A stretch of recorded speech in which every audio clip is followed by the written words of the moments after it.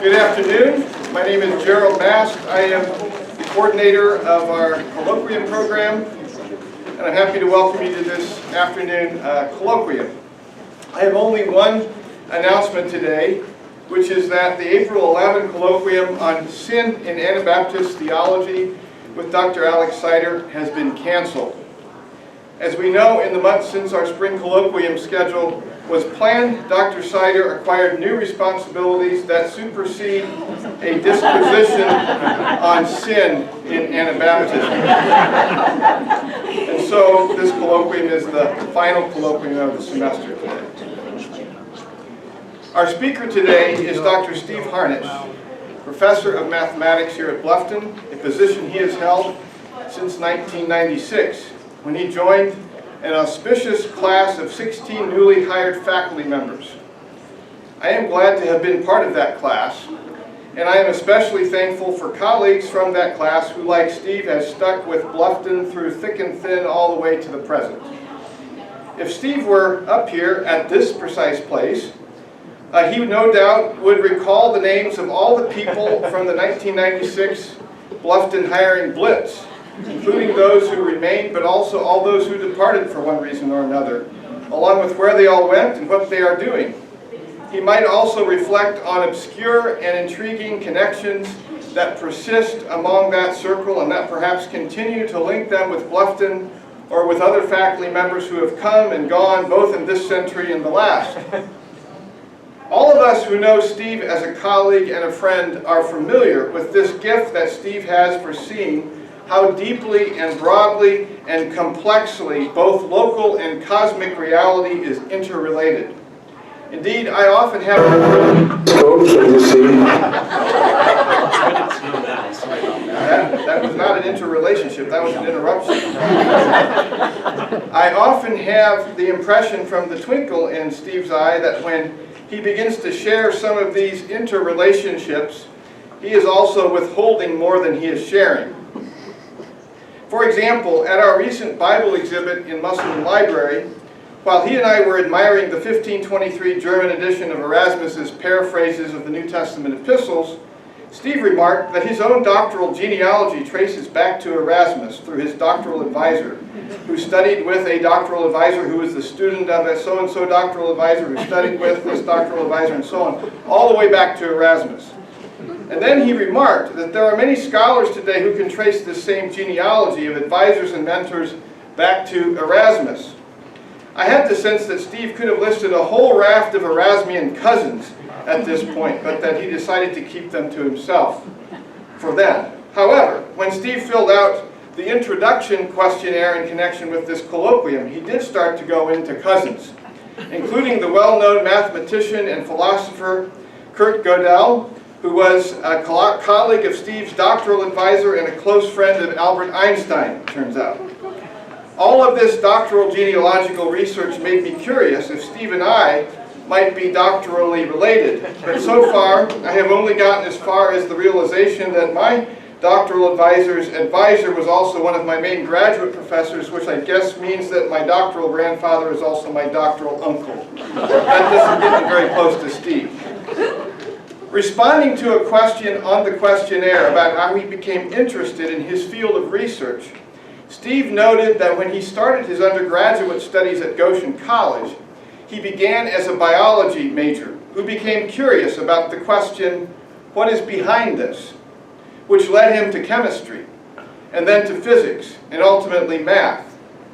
Reflecting on this process, Steve made the following remark on the questionnaire. He said, quote, I have a philosophical, even a brooding artist streak, and enjoy pondering open questions, conceptual challenges in a field, and puzzling situations, seeking a better way to understand them. This curiosity about a better way to understand puzzling situations led Steve on many intellectual and personal adventures, including published research into set theory, conference presentations on theoretical physics, and significant involvement in the interdisciplinary discussion of science and religion, including the Goshen Conferences on Religion and Science and the Midwest Religion and Science Society. I am most closely acquainted with Steve's work through his essay in the 2003 Teaching Peace volume, which explores the relationship of nonviolence to mathematical foundations. Steve has made significant contributions to the mission and vitality of Bluffton University, including his leadership of several cross-cultural experiences, for example in China and at the Texas-Mexico border, his role as chair of various iterations of the math and science departments, and his attentive mentoring of several generations of Bluffton students majoring in STEM fields. Dr. Steve Harnish graduated summa cum laude from Goshen College in 1985 and holds a master's degree from Anabaptist Mennonite Biblical Seminary in theology and ethics. He received his PhD in mathematics from the University of Illinois at Urbana in 1996. His presentation today is not surprisingly about one part of the web of relationships that lies behind our present institutional and global reality, including our commemoration of Anabaptism at 500 and Bluffton University at 125. His title is The Mennonite and the Quantum Physicist, an early slice of Bluffton College history. Let's welcome him.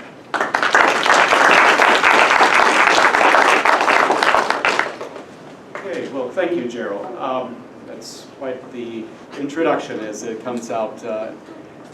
Over the years, many things have happened, sometimes surprising implications that lead to a question. So I'm going to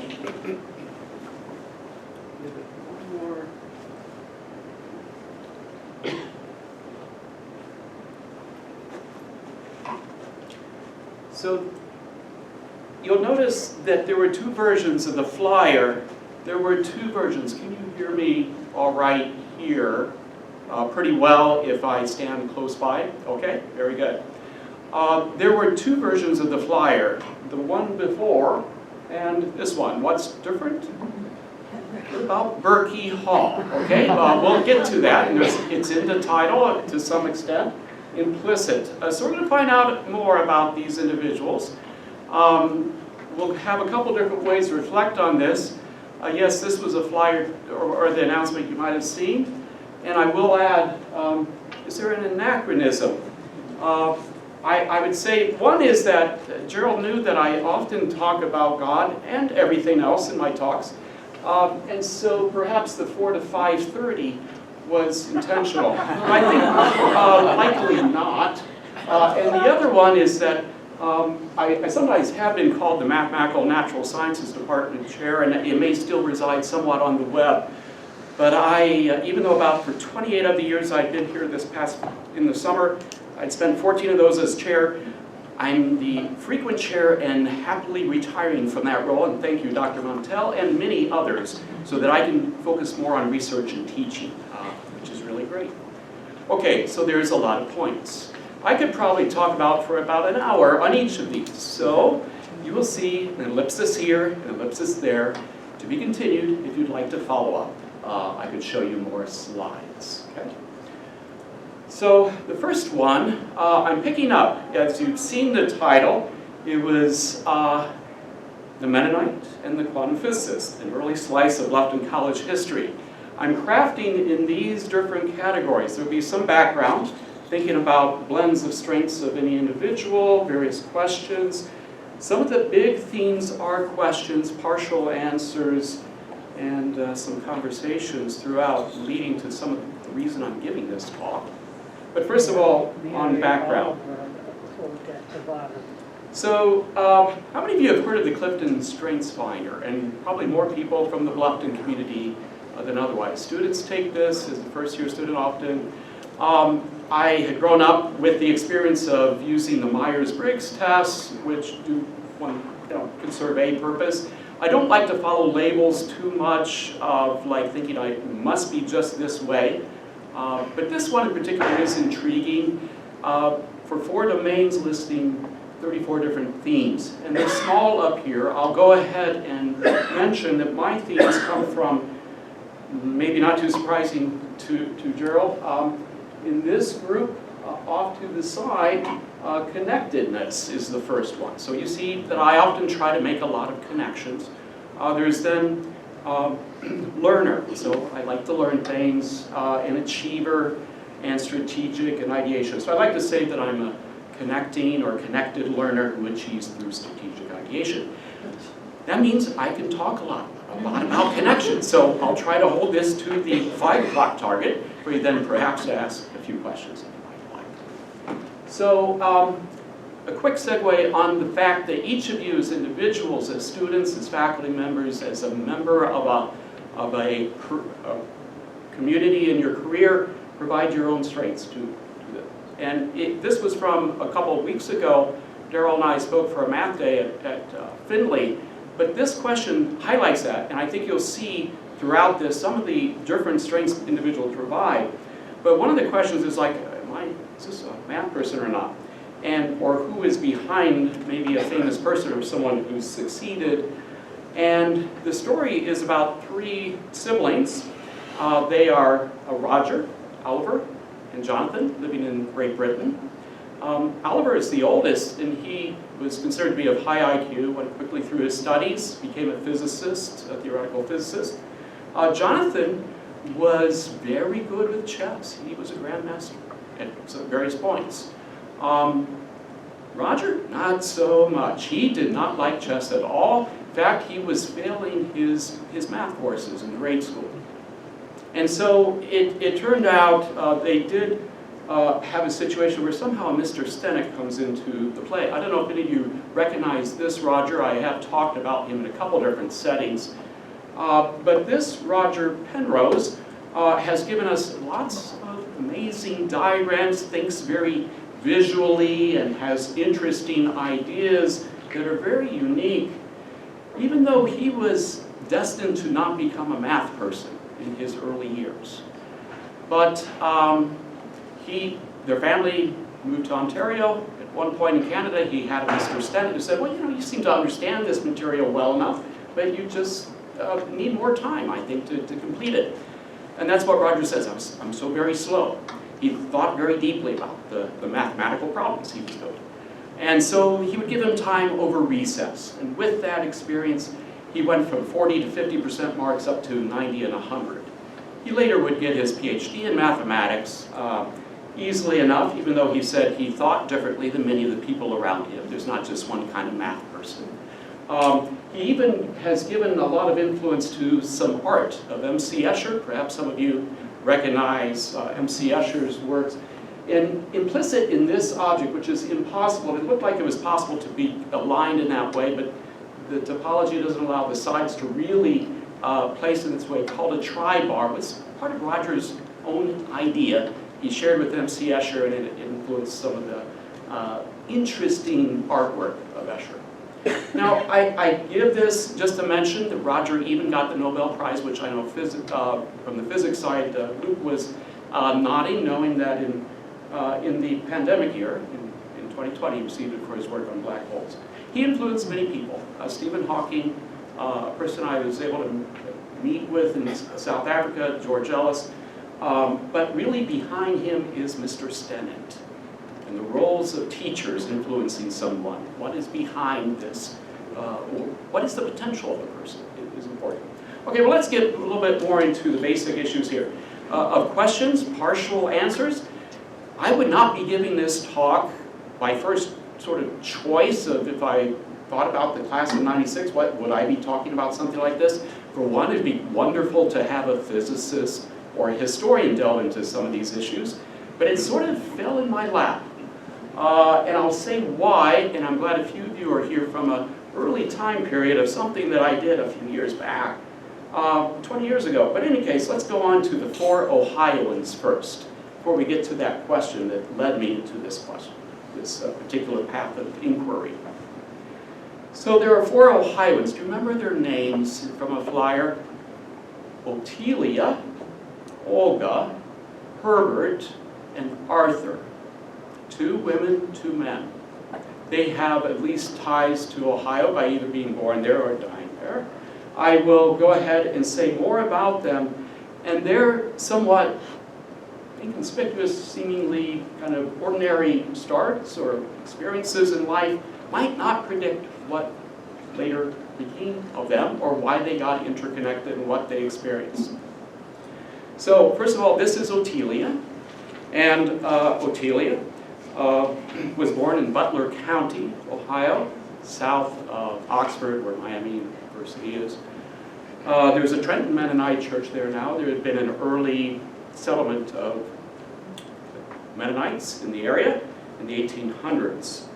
And Otelia was born as Otelia Augsburger in 1858. Olga was also born in Butler County, and she was born in 1895 as Olga Kennel. Herbert was born in Berks County, Pennsylvania. Herbert was born in 1887. Arthur was born in Worcester, Ohio, and Arthur was born in 1892. Now, the trajectories of these individuals, I'll go back to the list again. Otelia had grown up with a setting where her father had a business and it involved some paper printing. However, she remembers a day that her future high school teacher came to the house to recruit students. She later would marry that high school teacher and settle down with that family. Olga went to college, had grown up in the Butler County area, and would later settle in a Mennonite community. Herbert, being born in Pennsylvania, ended up going to Princeton, and after those studies, taught at a college. Arthur, also being born in Worcester, had moved on to Princeton. I suppose I'll do these passes, repeats a few more times. So it turns out Otelia had grown up in this Butler County area, but moved to take classes at Miami University, which many of you are familiar with, and would later marry that high school teacher who was a philosophy and religion professor at this institution. Olga went to Bluffton College, which many of you know if you had kind of read between the lines of some of what I was giving before. And Olga later married one of the professors there. Herbert did go to Princeton. Not too long after, went to Bluffton College, and there's quite a story to be told about his life, with both some interesting experiences and also some serious topics that I do include at the end here. Arthur was born in Worcester. By that time, Otelia and Elias Compton had moved to Worcester, where he was the dean, and had quite a family. We'll learn a little bit about that family. So there are more things that could be said, and yes, I'm kind of playing out. First of all, it seemed like different communities and life trajectories, likely. The first three had some Mennonite roots, or were in a Mennonite community, attending a Mennonite church in their early years. Arthur he was Presbyterian. Otelia became a Presbyterian when she got married to Elias. But there are some commonalities. We'll play that game again more and more, and we'll find some connections in different ways. But let's see. The broad topic was this of the Mennonite and the quantum physicist. So let's see where that might lead. Let's go ahead and ask, can you see this symbol? Luke, I know you've used it for your math seminar talk when you talk about 100 years of quantum theory or quantum mechanics. 1925 was the start of the more formal quantum mechanics understanding after some initial starts with quantum theory earlier. There is this declaration by UNESCO that this 2025 should be the International Year of the Quantum Technology and Quantum Science and Technology. with a little bit of levity, want to get the word out in lots of different ways. Somebody's writing along the Schrodinger wave equation. So I do have links. We could spend an hour or two looking at in a separate math seminar on some of the what Dr. Meyer shared here, what you shared a few weeks back on that start to quantum mechanics. I did want to play something. Unfortunately, I was going to do it so slickly from my laptop, but that wasn't waking up in time, so that's why I interrupted your introduction by getting it ready on the side. So let's see what we can see. I want to give you a framework.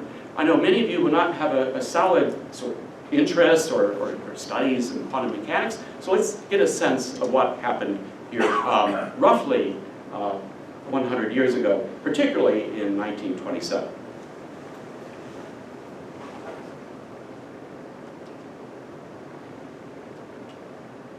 Okay, we'll see if the volume is going to work for us. So.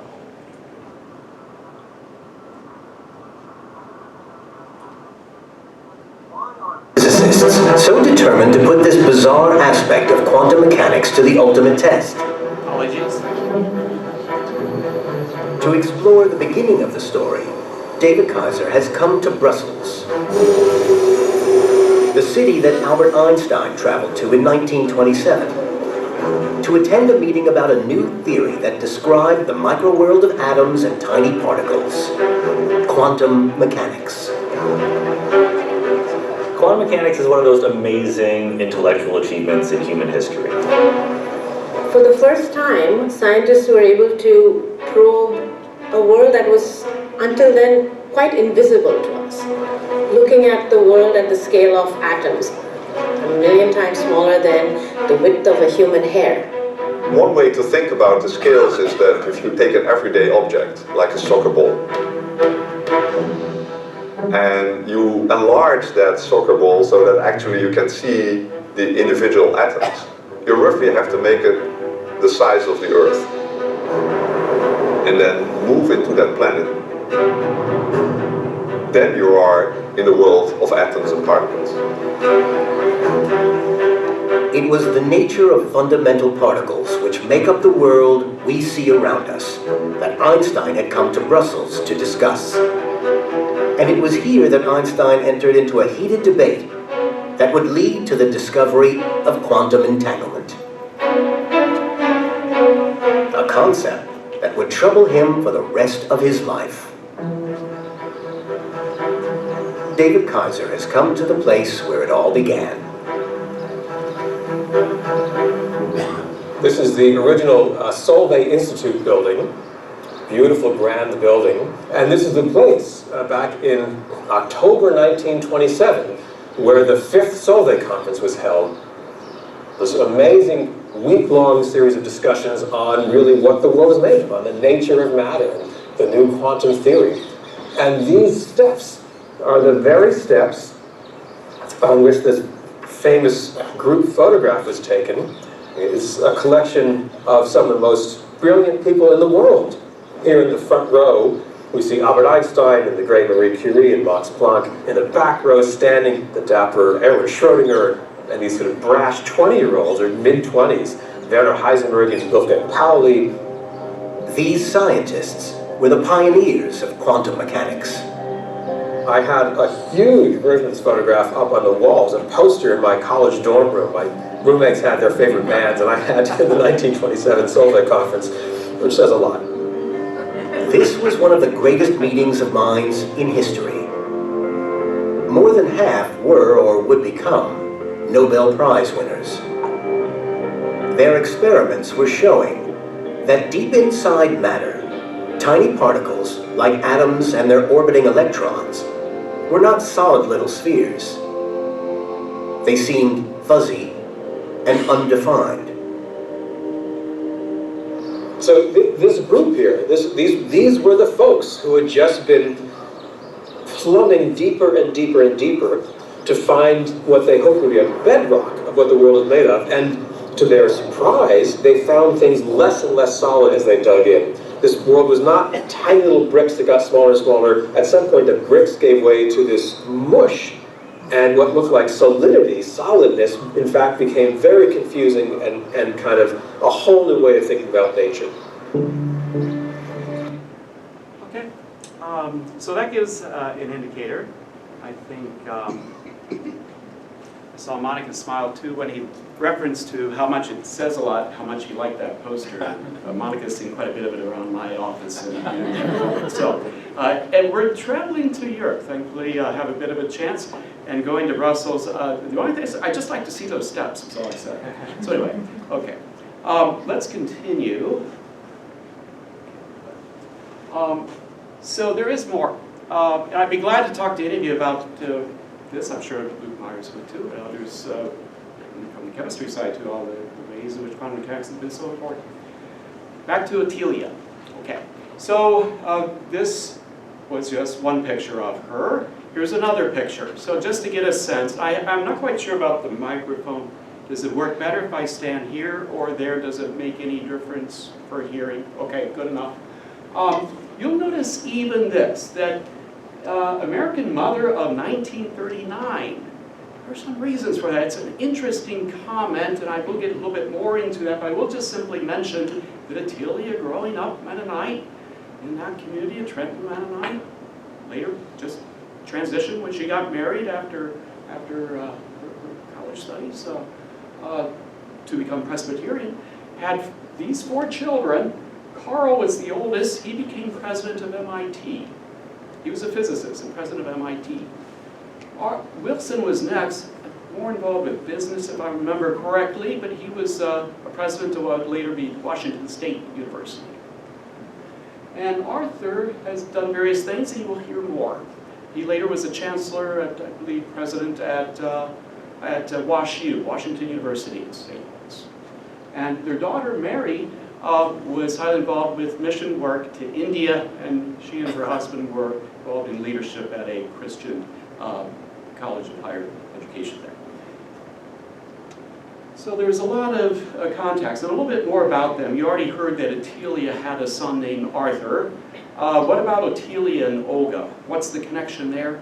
Well, I could, again, show you much more, and there's lots of files that I put on my phone, or various pictures scanned, or on my computer. But I'll simply say that Olga Kenelberke had for example, a grandmother who grew up as a Holly, H-O-L-L-Y, and you will hear about Arthur Holly Compton is his middle name, and that Attilia had also, in this case, or as it is, Arthur had a grandmother who was Holly by last name, in the Mennonite community. That was a fairly common name. Actually, Monica and I visited that cemetery a couple years ago and did see quite a few of these names mentioned. So as it turns out, Attilia's first cousin to Olga's mother. Olga's mother was Louisa Maria Augsburger Kennel, and was the first cousin to Attilia Augsburger Compton. So there's a tie there. Also, Olga and Herbert, you've heard along the way. So in any case, I do have more to say about these individuals. Here is a scale of a picture that does show Olga with a younger version of her family, with Elias and also Carl, Wilson, and Arthur, and Mary. In about 1913. Here's a picture of Olga and Herbert, yes, happily married, at a very much later time. And I'll tell you later why I was really glad to find this particular picture. So, you could learn more. Just Google these names. Maybe throw in Gamio. This is my way of pronouncing the way that you can research a lot of Mennonite history, and there's much more to learn about Attilia. So, questions. Now to the question. I'm glad to see Delia here, Carolyn. 20 years ago, do you know what was happening? Let's see, in that year of 2004-05, Bluffton College became a university. Also, someone was tapped on the shoulder to become an interim registrar. Yeah, okay, that's me. And I worked with really fine people that knew a lot about this, and Cindy, you know the ropes, and it's great to have people around you who can assist. And Iris came in too that year, again, to assist, and it was great. Well, anyway, along the way, a question comes to the registrar's office. I don't know if it came to you, Del. I'm sort of guessing, maybe. I don't know if you particularly remember this question. I do remember you tasked and you worked on this a bit. So the question was this. So in 2004-05, the first year as Bluffton University, we were asked, as noted online sources, it is claimed that Arthur Holly Compton was a graduate of Bluffton College. Is that true? It sounded interesting. I had read about Arthur Holly Compton, Compton scattering in my modern physics class in the textbook. But we researched that a bit. You can dig around. Yeah, I do have this kind of recognition, and in that year, a little bit more. Yes, my name showed up in the report here for registrar, and Lee Snyder was to give a little bit of context of that time period. We had some records in what kind of file dealt with? It was what? Just old. It never stretched back to the early 1900s for some of the transcripts, right? Or records. Okay. Well, in any case, it's out there, even still these weeks. I mean, we took it away from, I think, our Wikipedia page for Bluffton College showed Arthur Holly Compton as one of our graduates. But elsewhere on the web, you can find it. And many various people listed as Bill Stiller, Hugh Downs, all right, Tobias Bickel, and also Arthur Holly Compton. Okay. Or another site, EDU Rank, puts this picture together just from earlier this week. So I'm sorry, it's anachronistic. It's like from a source that wasn't correct, but it still resides there. We see Arthur Holly Compton. Wouldn't that be something? He was a graduate of Bluffton. So in any case, you looked, we couldn't find anything. Okay? And so I do have a slide later on where it was a source from an EMU poster that there was a gathering of people, Mennonites in science, and it was added that Arthur Holly Compton attended Bluffton. And it was a part of that poster, and so it took a life of its own and later reporting. I think, and it's probably a, somewhat inclined thought that could be the case. I did double check to make sure as I was searching, Compton and Bluffton together in one sentence or in a link, and Bluffton University catalog showed up. I thought, surely it doesn't show up there. Of course, it's just in your course, Luke, for Compton scattering. That's good. So more about that. So that was the question that started, just kind of a curiosity about this issue. So the Mennonite and Quantum Physicist. I want to get into this title originally and a little bit different ways of interpreting that phrase. So in 2010, Monica's parents moved in the area, and we decided also to move to a larger house on Brookwood Drive. Had been originally Clarence Coker Marian's house, and we lived just a couple. Jan Emmert was next door, and also we have our the Hush Hours living just beyond you. So I would talk frequently with Hans, and somewhere along the way, this name, Arthur Holly Compton, comes up, and occasionally he has published a little bit. He said, well, it was the case that he would frequently visit Bluffton College campus to visit Olga and Herbert. They were close family friends. But I'd like to find documentation, right? I'd like to find somewhere where there's a picture, where there's some letters written. So I decided, partly because I have a faculty development grant, Schultz grant, to do some work. Mostly it's my own kind of computational research, but on the side I want to write essays related to science and broader issues. And I thought I would go to some archives to find out more. So I'm researching on this tide, and particularly because it was this year I came up with this title, Anabaptism at 500 and Quantum Mechanics at 100, and let's explore this. The Mennonite and the Quantum Physicists interacting, whatever ways, what would that be?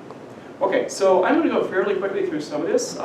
Again, I could go for an hour about on each of these themes, so let's just see where it leads next. So there are papers of Herbert Weller Berkey in the archives. I have several hundred photos of those, and it's nice. You can just type in a word for a search, and it'll give you from the documents mostly what's there.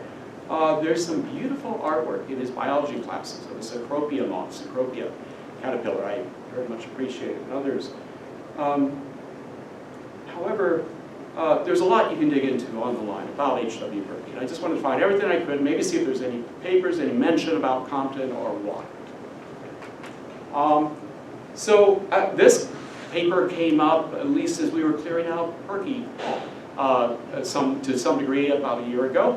Found a big box of these flyers. They told more about Berkey, his influence on the department, and the many people who went on to study and get their doctorates afterwards. So it said that the natural sciences at Bluffton, producing PhDs in the natural sciences, exceeded only by 26 other colleges and universities in the United States. So it's quite an influence on many of you. I also took lots of pictures, and I saw names in the grade books. And I didn't look at the grades, but I saw Ruth Bundy, right? You had Herbert, H.W. Burke, Professor Burke, and he had some popular classes on kind of the introduction to science in a more of a humanistic way, the connections to culture. John Mosier and various faculty.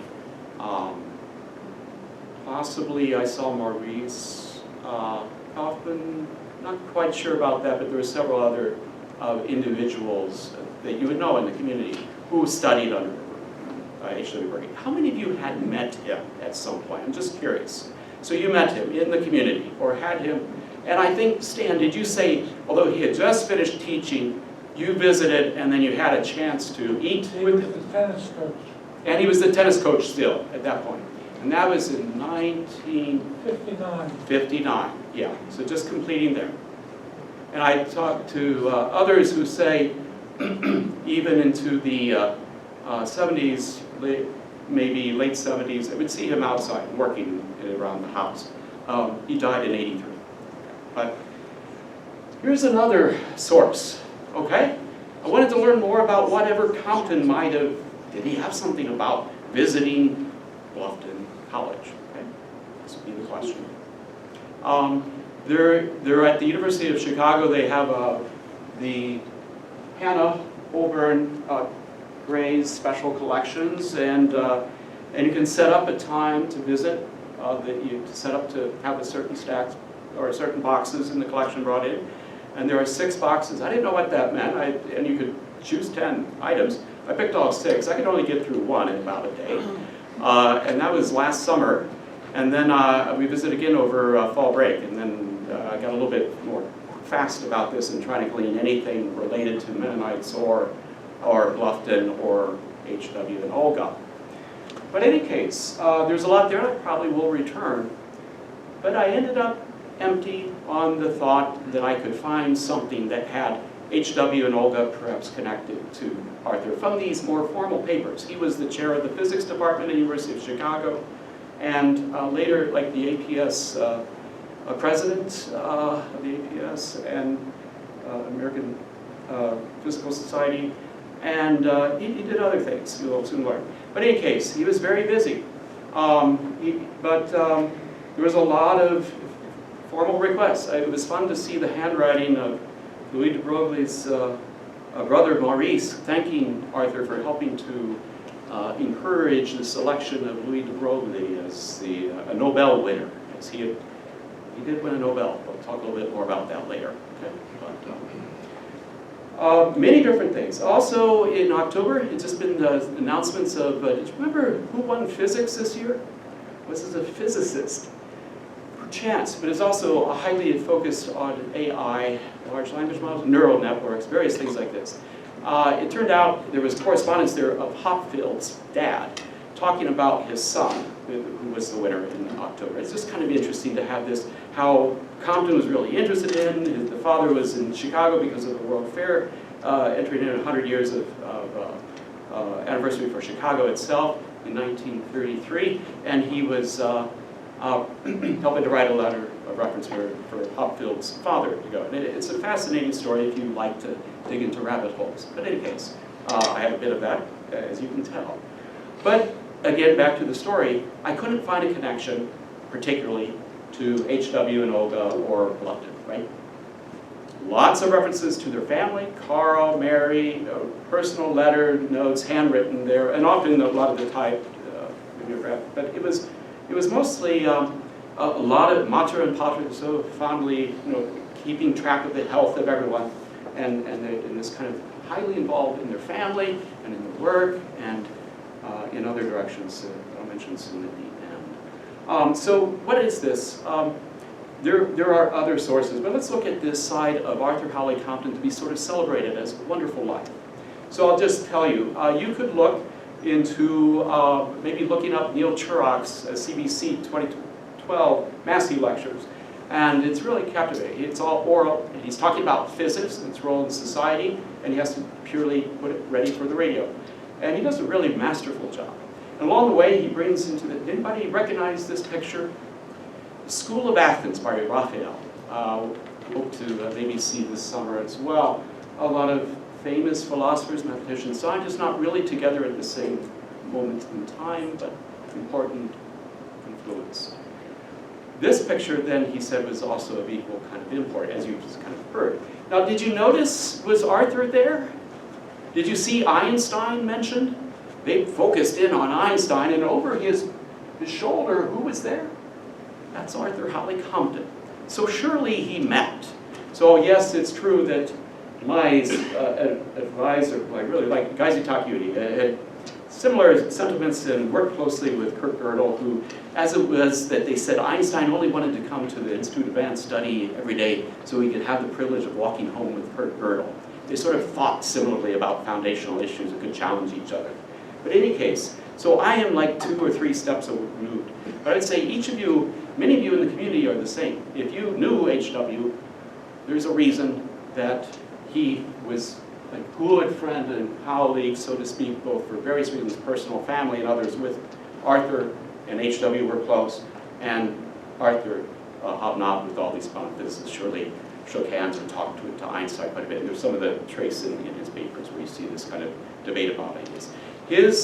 He won this year the Nobel Prize in that same fall of 1927 for work on Compton scattering, where X-rays interact with an electron and still have an X-ray continue at a lower energy, but energy given off to the electron, which was thought to be the first experimental verification of the ideas earlier by both Einstein and Planck, giving this quantum nature that light had a particulate as well as wave phenomenon. And this is part of attention in fundamentals of science. But he provided one of the first experimental results. That's why he received this Nobel Prize after the work in 22 at WashU, when he was a professor there. And then in 27 received the Nobel Prize. So he has quite a life. So it's a wonderful life. There's a lot of stories. And it is kind of hot in here. If it was a regular class, I'd say, let's open up the back door. I'll let you decide how warm it is, but feel free to get comfortable. I'll take off my suit jacket. I also noticed I showed you the picture of the flyer about Friday Colloquium because you often expect for a formal setting with recording I'd wear a tie. That provided the picture of me with the tie on. I tend to go lower, and particularly, this is Arthur. A lot of history here. You can dig into his life. There are many tributes that are fascinating. I'll go ahead and just give a context that's just different to see different ways he influenced his students. Have you heard of dark energy, anybody? Or if you've had a physical world class, I mentioned it, so sorry. I don't know if you particularly remember that issue of not just from Hubble, an expanding universe, but an increasing acceleration. We have an acceleration in expansion rate. So this is dark energy. When I came here and was in coffee at Shoker in about the 1998 time period when this is being told, I remember Todd Rainey, or I don't think Todd's here, but in any case, we discussed it. Well, yeah, I don't know, it just needs to be, you can't trust it right away until more verification, which is exactly what you need to do as a scientist. You need more verification. It did turn out that this has been well accepted for many different reasons. We have this accelerated expansion. This is one of the people who received a Nobel Prize for that. So, probe letter. and Berkeley, others. There is a chain that connects him to Compton. So his teacher was Richard Mueller, so this is the game that mathematicians and physicists play all too much. Anyway, they had too much time on their hands, at least there are databases for it. And his teacher was Luis Alvarez at U of C, where he was studying with Arthur. And so Arthur's students gave us this, in part, were the researchers on dark energy. More about the connection, though, is known about Bluffton and the Comptons. His brother Carl came, the MIT president, and gave a commencement at Compton to give a graduation speech. So you knew their work was being done behind the scenes to get that connection. And so it's very plausible that, of course, there was this tie. But I never had record that, as Hans told it, multiple times, repeatedly, Arthur would visit with Olga and with H.W. at the corner of Spring and College, in a house right next to the Hochschauer house, which Herbert Walker Berkey had built, along with others. This is from Son and others. But their house was later demolished. But it was that house that Arthur Holly Compton would have visited frequently. So right on the corner here. And there were some significant conversations, which I will get to in a quick pass over a few more topics before 5 o'clock. So, as it is, you can read up on that. Here's a bit more on that question that came to Dell and others. At that time, I could find links like these. I'm not sure if I still can, where there was, this had a reference to the chart. A chart installed in the Science Center had this reference to Arthur Holly Compton being the Bluffton grad. Okay, so at least back to that story and that question. You could learn a lot more about H.W. Berkey. This is where I stole the picture for his early years, and he led a lot of people. Some of you would recognize some names here, at least parents of some people you know. And so there's a slice of Bluffton history, right? Partly in this scenario whenever you talk about H.W. Berkey. So influential. How many of you have signed the pledge? Students? Yeah, we do that for the test. It's because of H.W. Berkey. He brought that from Princeton. So in any case, he had a big impact in so many different ways. And yes, involved with sports, I have slides for the afterwards if you wish. You can see more. But there's a tie then between these two. Through that story that they would visit regularly. And one more thing though. What about this Luis Alvarez? He worked on the Manhattan Project. He was a student of Compton's. He also, have you ever heard about the idea that dinosaurs were partly eliminated because of this large meteorite hitting somewhere probably in the Gulf of Mexico? It's because of Luis Alvarez and his son, who I don't know is a geologist, and Luis as the physicist, that they came up with that theory. And it was later verified in various ways. We talked to Bob Anabaptist more about that. I think you could give a much more thorough explanation. But that's interesting, that Compton, son of Otelia in this Mennonite community, had a student who, along with his son, came up with that theory that we pretty well accept and influences movies that we watch. Ice Age. Okay, another, just for fun, Butler County has a big role. Medela Moon, how many of you maybe have had this, even as a teacher or knew? She came from Butler County as well, and there was a lot written up about various Mennonite women, and many associated with Bluffton College that I've encouraged from this Encircled. There's a good coverage of her life story that I've shared around, and there's a lot of good things to be studied there. But also, this one came out from a conversation as Hans was working in the garden, and I was walking by with our dog, I believe. Said, well, you know, there's a lot in the Historical Society from Butler County, they talk about different people, not just Arthur Holly Compton. But if you would trace some of these things, that's partly where I get my sense of linkages from Find a Grave. I don't know if any of you like genealogies like my mother and I turned out to try to figure out connections, right, between different people. It's a busy scene here. We do have, on the one hand, John J. Kennel, and children, Olga, Maria, okay, Kennel Berkey. So that's father of Olga. And then if you look around, I think there's the sibling connection with Johannes, so that's his father, Johannes Littlejohn. And then also, if you check on the possibility of the Peter Kennel connection, that shows up as well. Here's a sibling, Peter Kennel. So these two are brothers. Here we have a first cousin relationship coming up. Olga's dad and Helena Kennel Kinsinger, as it is. If we have that nearly right, maybe I jump over a generation. But the way it is, this Helena Kennel Kinsinger has somebody you would recognize. There's a Frederick William Kinsinger child. Okay. So if you look further, Frederick William Kinsinger, and I saw a lot of Kinsingers at this Trenton Mennonite Church Cemetery close by. I don't know if you notice, anybody stand out? Well, yeah, this guy over here. What's his name? Charles Richter. His parents divorced, and then they went by a mother's, as it turned out, name in the Richter family. And as you go further with this, yeah, he gave us the Richter scale. So there is a plaque along a roundabout close to the Trenton Mennonite Cemetery where there is a plaque for the fact that he was born right about there. Okay.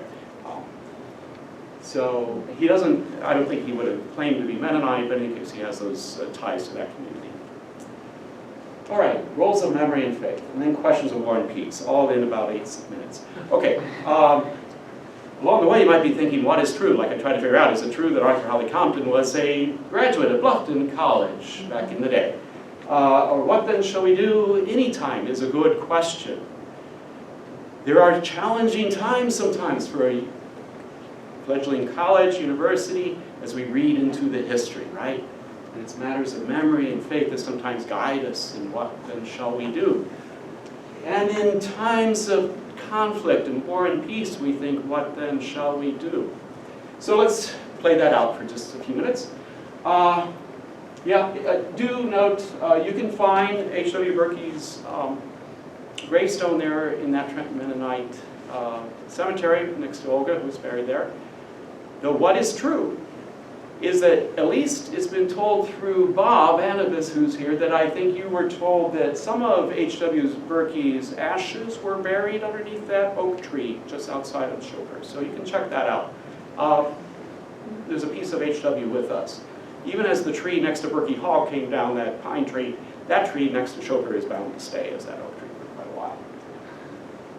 Okay, so more about this. I'm going to play this out just for a little bit. You've seen this before. You've seen that School of Athens, just kind of clusters of people and communities, and kind of remembering the influence of different people on scholarship in different ways, artists, philosophers, mathematicians.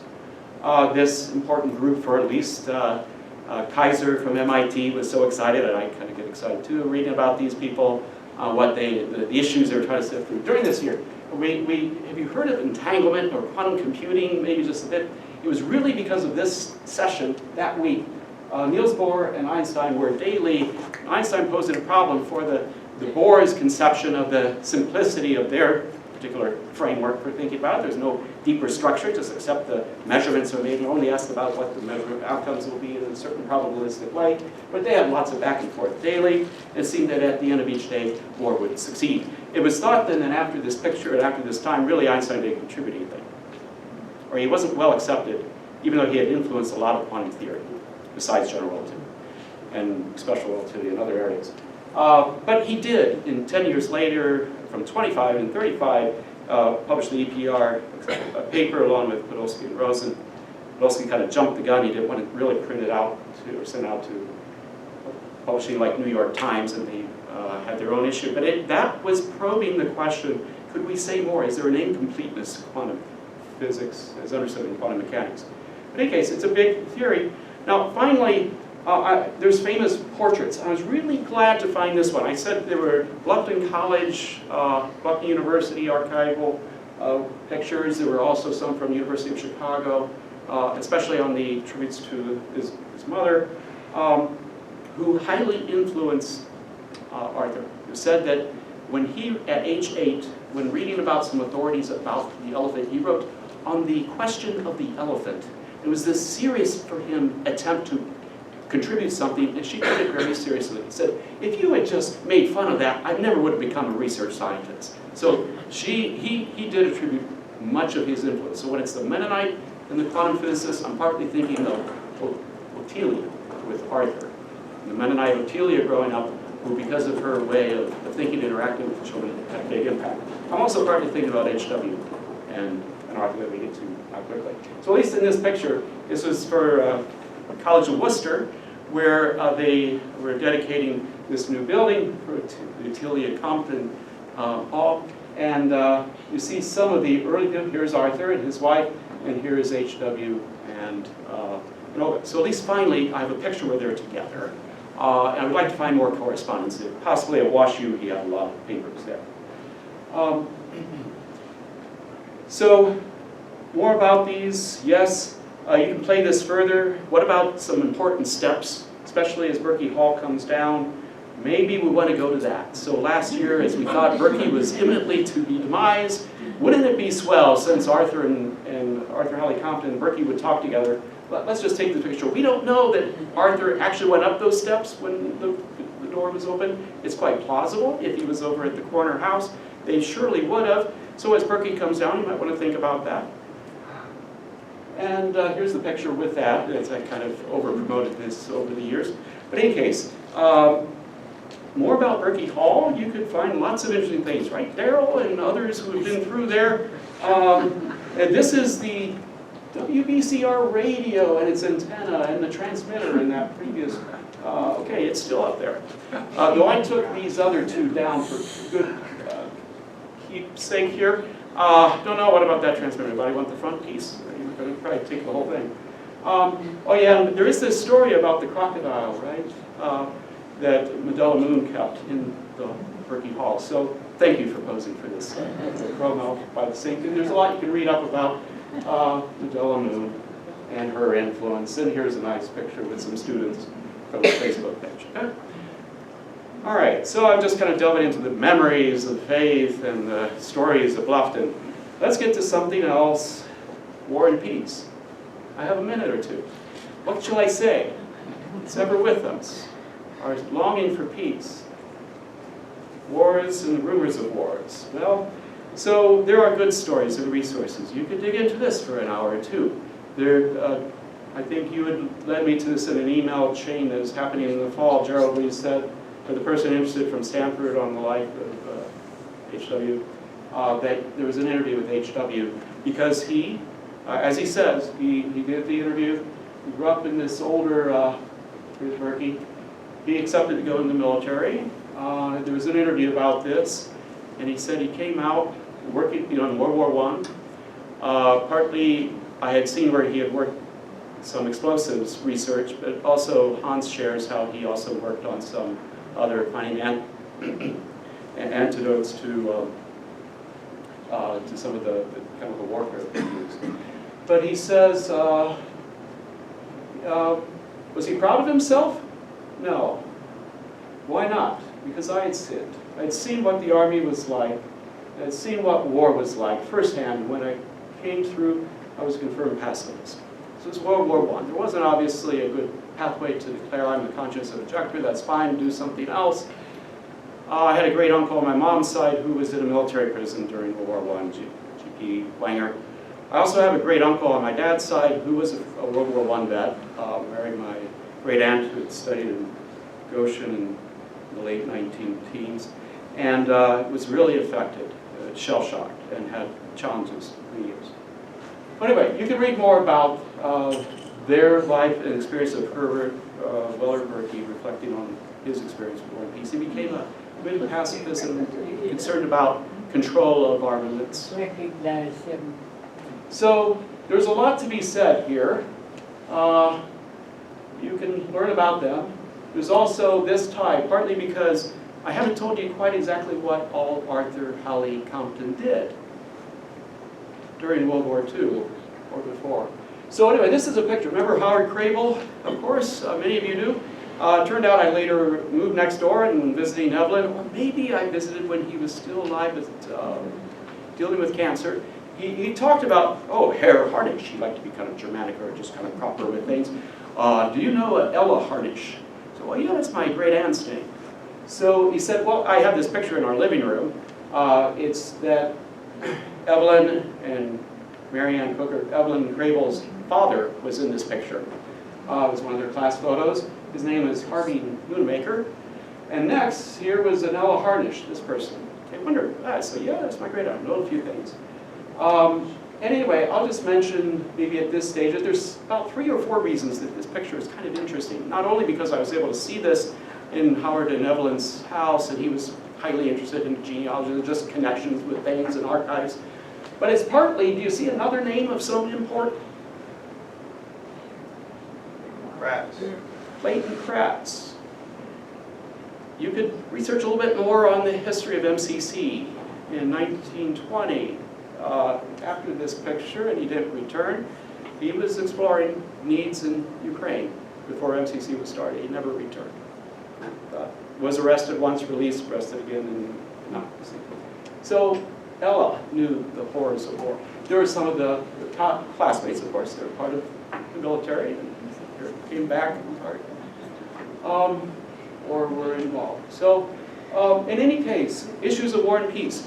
I was studying the archives in the library over here at University of Chicago, beautiful campus. I didn't realize that this Giannis Dome, especially I would park here and walk through and take over, that just here is where the first, what? Oh, who knows? Anyway, Todd was telling me about it just the other day. It's the first sustained chain reaction. It's the first confirmations that a nuclear weapon and nuclear energy benefits, as well as, military use, could be possible. And you often hear what name? Enrico Fermi? Well, and it was some squash courts underneath this setting where the first work was done. And you can read about it. You can read a lot. Roosevelt was interested in this. If you read closely enough, you see lots of names, and I won't highlight all of them, but along the way, after a while, yes, Fermi, but who did I say was writing all these documents as the chair of the physics department at U of C? Arthur Holly Compton. President Roosevelt approached him to ask the question, is it feasible, or is it possible to put together this potential for ending a war? What's the goal, right? Went to work at it.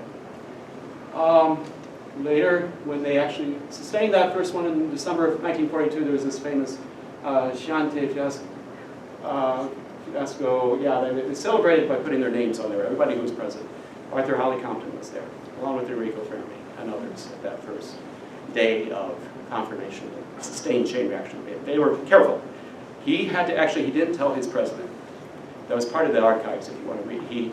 He says he knew that the president would be in an awkward position, being in the center of this large metropolitan area. He, though, felt assured that the approach of having these routes that would go down to slow up the process of the chain reaction would be safe. Decided to just do it.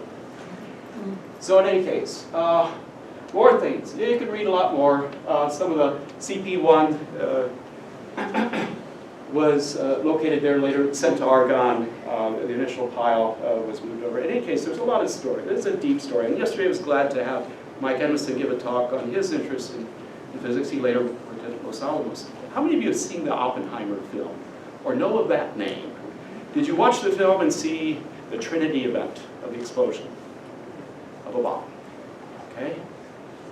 In the southwest of Mexico. So, well, Arthur Holly Compton was not there. I thought Arthur Holly Compton really didn't get involved too much. I'd seen his name attached to the Manhattan Project, but it really was him who was asked by higher-ups, is this possible? What then shall we do? I'm sure that question came to mind for him, what to do. However, he explored it. He was also the person, you've heard of Oppenheimer, it's reported Arthur Holly Compton chose Oppenheimer. And though officially General Groves was the one in charge to it, but he was following Arthur Holly Compton's judgment. Later then, as we have success in Los Alamos with the detonation of a bomb, in July, I want to say 16th, 1945, then by August 6th, what happened? 1945, Hiroshima. In our, you know, on our street in Long, we had posted, now the name escapes me, Keijiro Matsushima, yeah, who was a survivor as a young student who had all his hair removed. You know, it's burned terribly, but he survived. So that was a terrible event. Arthur Holly Compton was involved with the closest circles of people who reflected on what then shall we do to potentially save lives so that we wouldn't lose as many people in Japan. I'll see how far I want to go with this. Yeah, this is part of the time period in 1944 where he was aware. In 42 they had the chain reaction. He's working on this. There's a family photo. He's pondering what to do. He's working with a team, thinking through the logistics to some degree at a high level of it was Arthur Holly Compton who gave the word in coded fashion after that first successful chain reaction that Italian was something. I have to, you check it out. So he was the person providing the words, the codes, object. And in fact, then after Trinity, it was discussed, what should we do? General Groves was really intent, it appears, and this is coming from a book that Ted Kuntz had suggested to me when I was taking War, Peace, and Non-Resistance at AMBS. Ted's wife, Gail, was in the community. I later moved into the house she grew up in. But in any case, it's a fascinating book by Robert Jung on Brighter Than 1,000 Suns, a story of coming up, you know, with the military side of nuclear energy and the bomb. So there's a footnote that says, and I'll partly leave it here, that maybe, for whatever reason, he proposed, would it be possible to not actually detonate? Like they're making plans. General Grove said it should be in the morning. We should drop the bomb in the morning. For whatever reason, he said, well, it just should be in the morning. I don't know, maybe it's PR, the effect, the psychology, whatever. But Arthur did ask at one point, I presume in this late summer of 1945, not too late, would it be possible simply to do a demonstration somehow, close by, but not on the population side? But that was shot down by noon, and he obliged the powers that be in the general. So in any case, I will about end now to say that, so the story is, and I'll leave with this one maybe, that Hans says that repeatedly Arthur would visit, and I see why. If you check MapQuest back in the day, it was, and I will wrap it up just now for your arts lecture credit, gets you home. But anyway, back in the day, Route 30 was the path, Lincoln Highway. If you go from Chicago to Worcester, where his folks were, it was just not far, right? You know the miles down south here. So it's very plausible. And maybe it doesn't need to be recorded. Oh, can we stop by? You just kind of show up. You know, you're on your way, stop along the way. At one point, Hans's mother, Margaret, was there when they closed the doors, at least, and had hushed discussions about the Manhattan Project. I do not know what year that was. I don't think Hans would necessarily know either. But likely, these questions of war and peace and what to do weighed heavily enough on Arthur to confide with a relative who he trusts. And maybe this was all preliminary when it wasn't like, oh, no, I don't know if we're doing anything. But is it possible? I don't know. You know, I mean, how much should he be confiding about a top secret program? But these issues of war and peace, not just the lighter side of all the many accomplishments of his students, but the deeper questions of the day always face us. And I would, I'll just go ahead and mention the other reason this has intrigued me. How many of you know where your grandparents grew up? Ever visit the building? I've seen 3 of my 4. My grandfather, Frank Harnish, was born where Ella was. They were orphaned for various reasons. There was a railroad causing a fire in the field, and then they, father got pneumonia, and then the mother died in childbirth. They were orphaned. My grandfather tried to find his home place. It was changed into an airport. It became a staging ground for World War II. It's now this location, the National Nuclear Security Complex, where they produce nuclear bombs. Thankful, or due to the dutiful work of Arthur, which I can understand. I can understand why he afterwards says we saved lives. But in any case, this is the story of reflections in this building. And as Berkey Hall goes down, let us reflect a little more broadly. Mary Oliver's poem, The Summer Day, famously ends up with, tell me what is it you plan to do with your one wild and precious life? that faces each of us individually and as a group, in a community, as an institution, and as a world, this one and precious, wild and precious earth that we have. And there's a lot of reasons to think, so that's where I'll leave it. Thank you.